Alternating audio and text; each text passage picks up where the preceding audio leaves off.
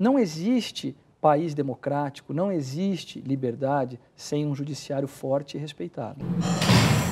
Minha maior preocupação é fazer o pagamento daqueles credores que mais necessitam, Claro. que são os credores trabalhistas, né? E é nesse sentido que eu tenho trabalhado de forma incansável, dia e noite. Você lembra da marca Giovanna Baby? Lembro, sim. Então, faliu, ficou falida durante muito tempo e foi vendida por um valor bastante expressivo, né? Isso vai ser feito também, provavelmente, com a Varig Log, né? E com outras empresas isso já aconteceu.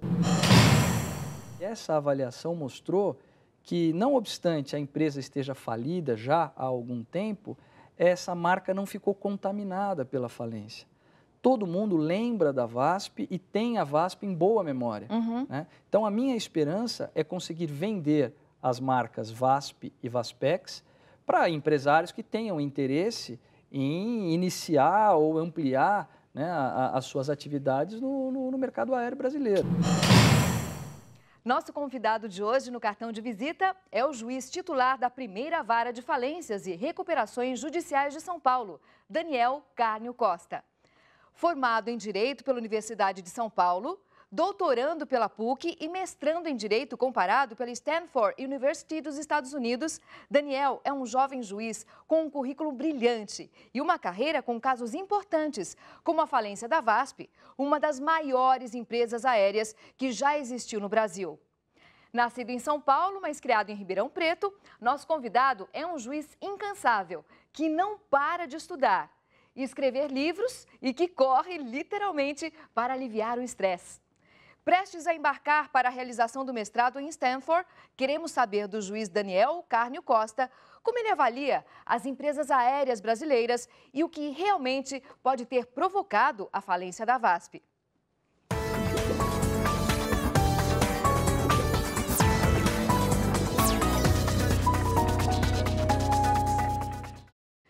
Bem-vindo ao cartão de visita, doutor Daniel. Eu quero saber o que leva uma empresa com tanta tradição, né, 72 anos, como a VASP, à falência. Muito obrigado pelo convite, Débora. Um prazer participar do seu programa mais uma vez. É difícil falar sobre as causas que levaram uma empresa desse tamanho e dessa importância à falência. Até porque, quando eu comecei a cuidar do processo, ela já estava falida, em processo de falência. Mas a gente pode identificar algumas causas determinantes, né? A empresa ela passou por um processo de privatização, depois passou por um processo de intervenção na Justiça do Trabalho e tudo isso, aliado a um momento econômico desfavorável, acabou levando à quebra de uma empresa como essa, né? Aliás, todo mundo lamenta muito, né? Todo mundo que já tem alguma idade e que voava de avião aí nas décadas de 80 e 90, sempre lembra da VASP com muito carinho, né? Em agosto de 2011, algumas aeronaves da VASP foram desmontadas para serem vendidas como sucatas. Este ano foi realizado um leilão para vender alguns objetos, entre eles um Boeing 737-200. Qual é o destino, doutor, desse dinheiro arrecadado no leilão, hein? Veja, esse é um projeto pioneiro, muito legal até você ter tocado nesse assunto, né? Nós temos um problema seríssimo no Brasil, que é o seguinte: o que fazer com esses bens todos das empresas que quebram e que ficam por aí espalhados, no caso das empresas aéreas, entulhando os nossos aeroportos? Imagine, aviões. Né? Aviões, né? São dezenas de aviões que ficam estacionados nos nossos aeroportos, ocupando espaço de aeronaves que poderiam estar voando, enferrujando. Né? Enferrujando ao tempo. Então, o que fazer com isso, né? Primeiro nós identificamos aquelas aeronaves que não tinham mais condição de voar, né? E, infelizmente, no caso da VASP, foram todas, né? Porque tem outros processos também com outras aeronaves. No caso da VASP, todas foram declaradas como não aeronavegáveis. Então, nós desmontamos aquelas que estavam em piores condições, porque isso facilita o processo de venda. Porque quem compra aquele avião, compra para aproveitá-lo como sucata. E tem que tirar do aeroporto. Sim. Né? Tirar a aeronave desmontada é muito mais fácil e mais barato do que tirar uma aeronave inteira. Mas 2 aeronaves nós decidimos vender inteira, para preservar a memória da aviação brasileira e da companhia VASP. Eram 2 aeronaves que estão, né, em melhores condições.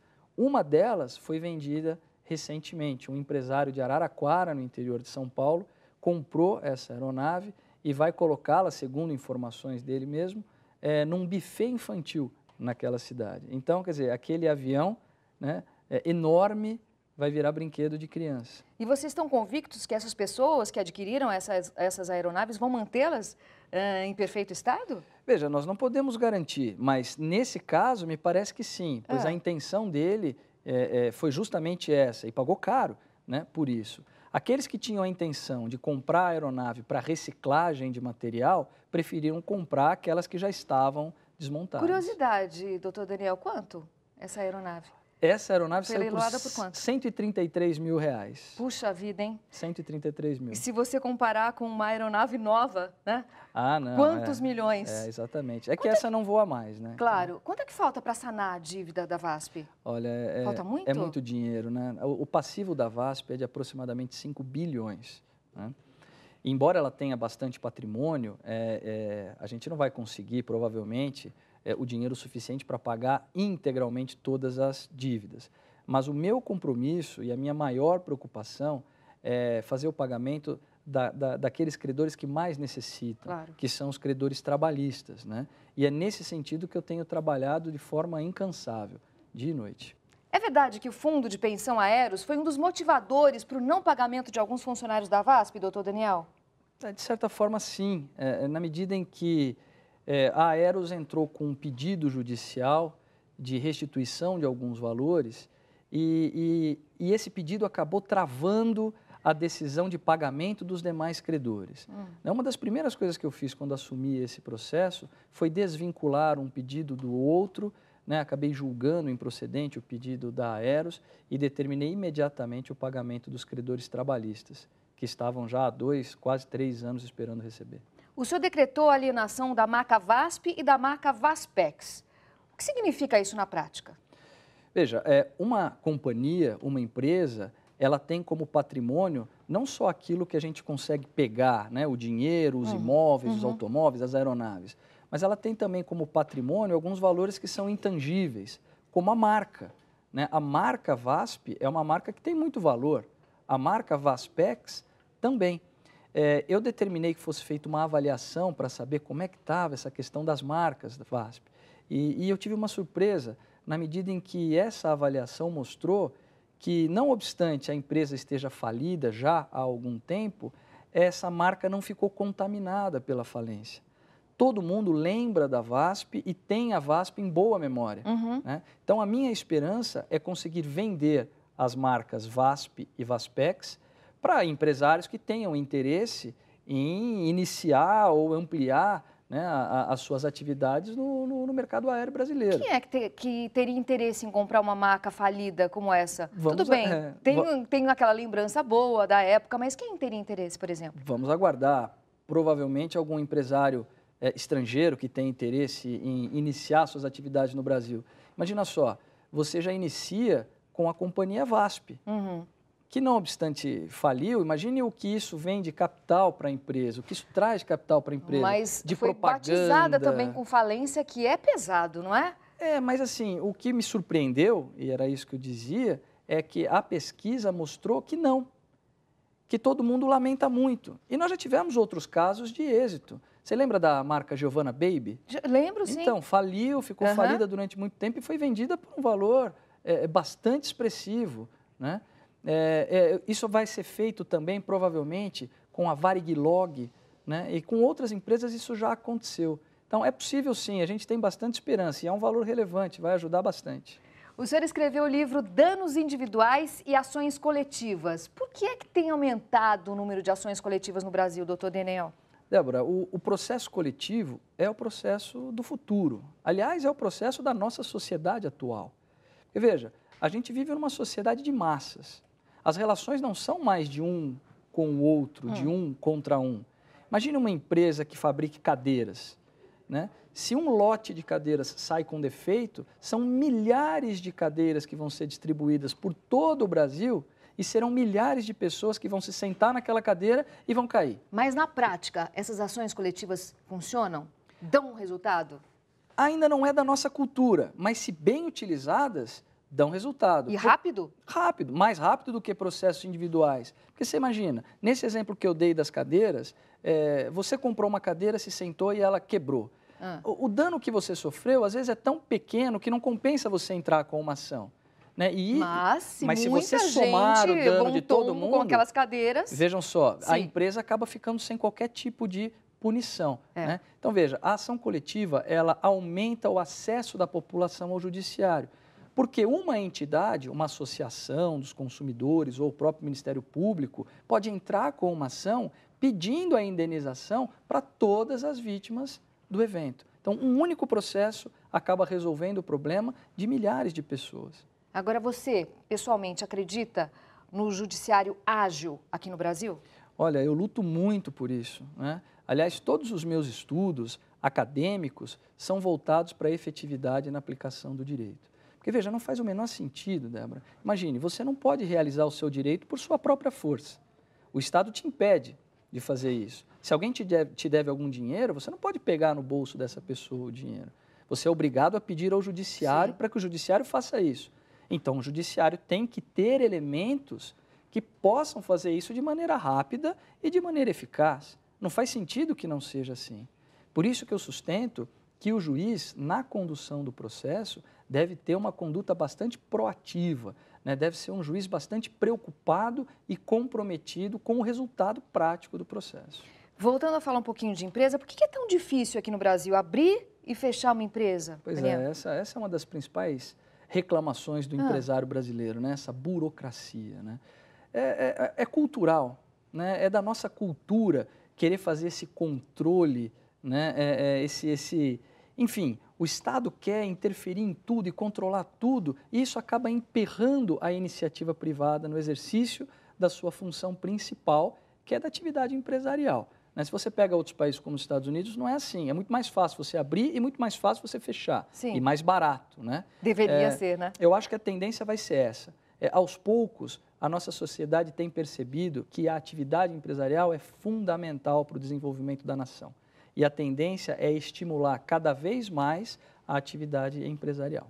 Bom, eu sei que o senhor é professor da FADISP, que é a faculdade especializada em Direito. Na sua opinião, qual a área do direito tem despertado mais interesse nos jovens? Olha, o direito penal sempre exerce, né, um fascínio inicial no estudante do direito, né? Mas eu acho que a área mais promissora atualmente é, sem dúvida nenhuma, a área empresarial. Justamente porque essa área ela acaba coincidindo com o nosso momento atual. O Brasil nunca esteve numa posição tão destacada no cenário mundial como a de hoje. Hoje o Brasil ele tem voz no mundo. Estamos caminhando para sermos aí a 5ª economia mundial. Reflexo desse momento, né? Reflexo do momento econômico brasileiro, né? Reflexo de políticas econômicas acertadas nas últimas décadas aqui no Brasil, né? Você sabe que nós somos muito bem vistos nesses aspectos lá nos Estados Unidos e na Europa. As nossas soluções para as nossas crises acabam sendo copiadas no exterior. Vide Proer, os Estados Unidos acabou fazendo a mesma coisa na crise econômica e outras atividades bancárias também desenvolvidas no Brasil e que são copiadas no exterior. Isso é muito bom, né? O senhor vai para os Estados Unidos concluir o mestrado em Stanford. Por que fazer o mestrado fora do país? Existe alguma semelhança entre a legislação americana e a brasileira, por exemplo? Os sistemas são muito diferentes, mas lá nos Estados Unidos e na Inglaterra, e eu também estou indo para a Inglaterra, em Cambridge, fazer um estudo sobre isso, lá é o berço do processo coletivo, né? E lá eles têm alguma coisa muito importante que falta um pouco para nós. Essa mentalidade de comprometimento com o resultado, né? Temos que fazer bem feito. O que é preciso fazer para a coisa acontecer? Eles têm essa mentalidade prática, o americano, o inglês. Tanto que quando você está lá, você percebe, né? Exato. Você percebe que tudo funciona. Desde a parte de limpeza, organização, tudo funciona. Eles são extremamente práticos. Claro. E eu acho que, não obstante os sistemas sejam muito diferentes, dá para a gente aproveitar essa mentalidade e dá para a gente estudar com mais afinco a questão do processo coletivo para trazer para nós, talvez, algumas soluções que levem a essa efetividade que a gente tanto quer. Dá para mudar um pouquinho esse nosso lado cultural Dá. com isso? Você sabe que o problema do Brasil não é tanto um problema de lei, é um problema cultural. Sim. Se os operadores do direito, os advogados, os juízes, os promotores mudarem de postura, se as partes litigantes mudarem de postura, a gente consegue fazer uma transformação incrível no nosso direito, no nosso dia a dia, né? E dessa forma, você acha que consegue contribuir com alguma coisa para eles também? Eu acho que sim, essa troca é sempre bem-vinda, né? Como eu disse, várias soluções caseiras, a gente tem a tendência de não valorizar o que é nosso, valorizar só o que é de lá. Mas várias soluções que foram criadas por nós aqui no Brasil, hoje são vistas com ótimos olhos na Europa e nos Estados Unidos. Então, essa troca é sempre muito boa. Bom, certa vez você deu uma declaração que é o nosso mural da semana. A VASP tem uma alma própria e sempre gera um interesse grande nos amantes da aviação. É triste para um juiz decretar falência de uma empresa com tanta tradição, doutor Daniel? Ah, não tenha dúvida, né? Dói no coração, né? Dói por vários aspectos, né? Dói porque é uma atividade empresarial importantíssima e que gera um benefício muito grande para a sociedade. Empregos, divisas, produtos, serviços, né? E dói também porque esse ramo de atividade gera, né, tem uma aura própria, como eu disse, tem uma alma específica. Você sabe que eu comecei a fazer leilões de objetos da VASP que a rigor não tem valor algum. Boné de propaganda velho, Sim. Brochinho velho. E os leilões foram um sucesso. Olha que beleza. Porque existe muita gente que quer ter um souvenir, que é colecionador nessa área. Então, eu leiloei até caixa preta, né? E esses leilões continuam, né? As pessoas vão tendo conhecimento através da imprensa, aqueles que querem comprar alguma lembrança da VASP, vão poder fazer isso nesses leilões e, ao mesmo tempo, ajudar ao pagamento dos credores trabalhistas, né? Bom, doutor Daniel, eu deixei uma pergunta no último bloco e eu quero saber como é que o senhor pretende administrar o seu tempo fora do país. Vai ser corrido, né? Olha, Débora, esse mestrado é um mestrado que, a rigor, eu deveria ficar 2 anos morando nos Estados Unidos e na Inglaterra. Mas eles vão oferecer os créditos do mestrado, as aulas, de maneira concentrada. Então, esses 20 meses acabam sendo oferecidos em aproximadamente 5 meses, divididos em 2 anos. Mas de uma forma bem intensiva. Intensivo. Então, eu vou para lá, vou ficar 2 meses e meio, tendo aula de segunda a sexta, de manhã e à tarde, e tendo que ler para preparar o material para a aula do dia seguinte, uma média de 150 páginas por dia. Vai sozinho ou vai levar a noiva e o filho? Não, vou sozinho. Eu vou mergulhar nos estudos, né? Para não tirar o foco. Então, 2 meses e meio de intensivão. Intensivão total. Muito bom. Pedro Doria, seu bisavô, foi um dos fundadores do Centro Acadêmico da USP. O senhor sofreu alguma influência familiar para escolher essa profissão? Existiu isso? Existiu. Mas assim, o meu bisavô, eu cheguei a conhecê-lo, mas eu era muito novinho e ele já bastante velhinho, né? Então, eu não tive uma influência direta do meu bisavô. Mas a memória dele sempre esteve muito presente, né? Ele sempre foi muito querido na família e o exemplo dele sempre foi o exemplo a ser seguido. Ele sempre foi um homem muito sério, muito dedicado aos estudos, e isso acabou, de alguma forma, me influenciando, né? E o nome não é um peso para o senhor carregar? Eu acho que não, eu acho que é ótimo, responsabilidade, né? Colocando o peso como responsabilidade. Eu acho que é ótimo, eu gosto assim, é bom a gente ter um antepassado que tenha feito alguma coisa bacana, é bom a gente ter alguma coisa para continuar, né? Então, eu acho ótimo. Eu sei que corrida é um dos seus hobbies, né? Realmente desestressa? Quando você corre, sei lá quantos quilômetros, você chega e fala, puxa, missão cumprida. É o que dá para fazer hoje em dia, né? Eu gosto muito de esportes, sempre gostei de fazer muito esporte. E com essa vida corrida que a gente tem, corrida no sentido de muito trabalho, né? A gente acaba não tendo muito tempo para fazer esportes coletivos, por exemplo. Porque isso demanda organização, montar um time de futebol, montar um time de basquete, coisa do tipo. Então, a corrida é um esporte que cabe bem, né, nesse estilo de vida. Você consegue se programar melhor, né? Basta que você tenha um tênis, né, e ali 1 hora e meia do seu dia para se dedicar a isso. E é muito bom, né? A gente tem que cansar o corpo também, porque se só cansa a mente, né? Aí vem o estresse e todas aquelas consequências ruins que a gente sabe, né? E quando você está correndo, passa alguma coisa na sua cabeça? Você lembra de algo da sua agenda? Ou você realmente tira tudo da cabeça para correr? Eu vou Como te é que é contar isso? uma Me coisa. conta. Você sabe que antes eu corria sem o iPod, né? Sim, sem os fones. Sem os fonezinhos. Uhum. Só que eu corria e ficava pensando no trabalho. Então eu chegava da corrida cansado de tanto pensar, né? Então eu comecei a correr com o fonezinho de ouvido para desestressar mesmo, para esquecer de tudo naquele momento que eu estou correndo. Agora a música então despolui. Despolui a cabeça, né, das preocupações. Você tem medo da velhice? Já Não. passou isso pela sua cabeça? Não tenho medo nenhum. Medo nenhum. Aliás, como é que você se imagina um homem maduro, um homem mais velho? Como é que você se vê nessa situação? Olha, para te falar a verdade, uma coisa que eu sempre quis era ser mais velho ou parecer mais velho. É né? mesmo? Porque eu entrei na magistratura muito cedo.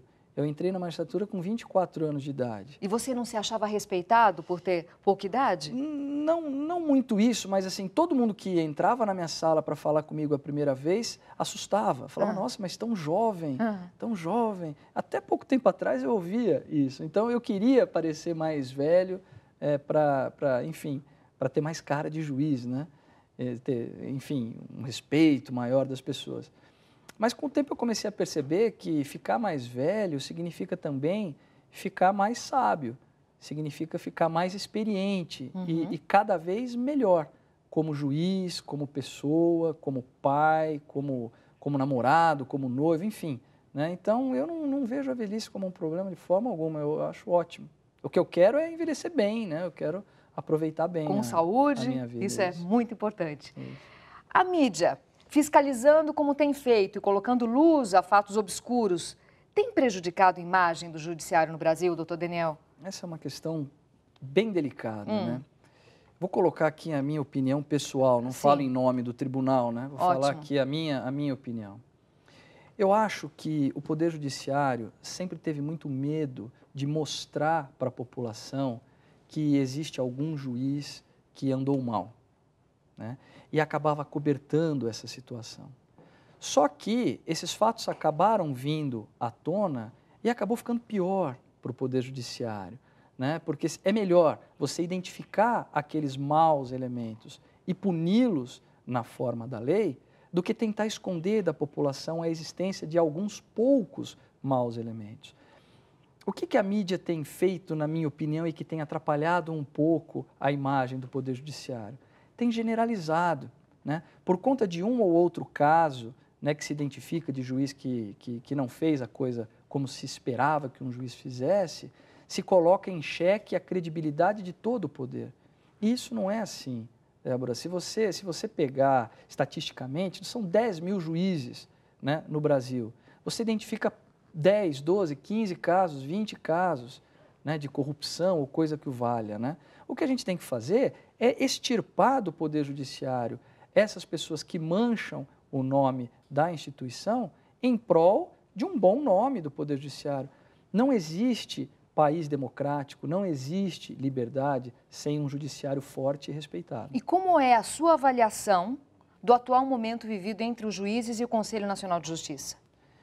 Olha, eu acho que o Conselho Nacional de Justiça foi um bem para o Poder Judiciário. Foi um bem na medida em que ele exerce uma função de coordenação administrativa e na medida em que ele exerce, de alguma forma, alguma pressão correicional sobre os tribunais.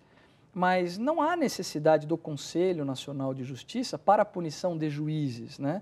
Os juízes são os sujeitos mais fiscalizados do mundo, porque tem ali o autor e o réu fiscalizando o juiz, tem os advogados do autor e do réu fiscalizando o juiz, tem o promotor, tem o procurador, tem o desembargador.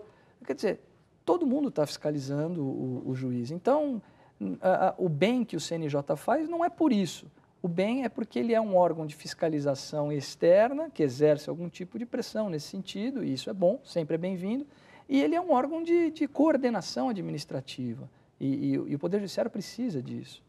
Eu quero saber qual é a maior lição dos seus pais que o senhor utiliza na sua carreira. Olha, honestidade, né?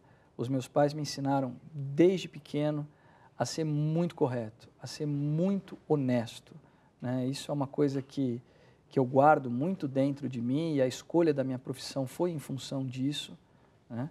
E jamais quero decepcionar os meus pais, quero seguir o exemplo deles e quero passar isso para o meu filho também.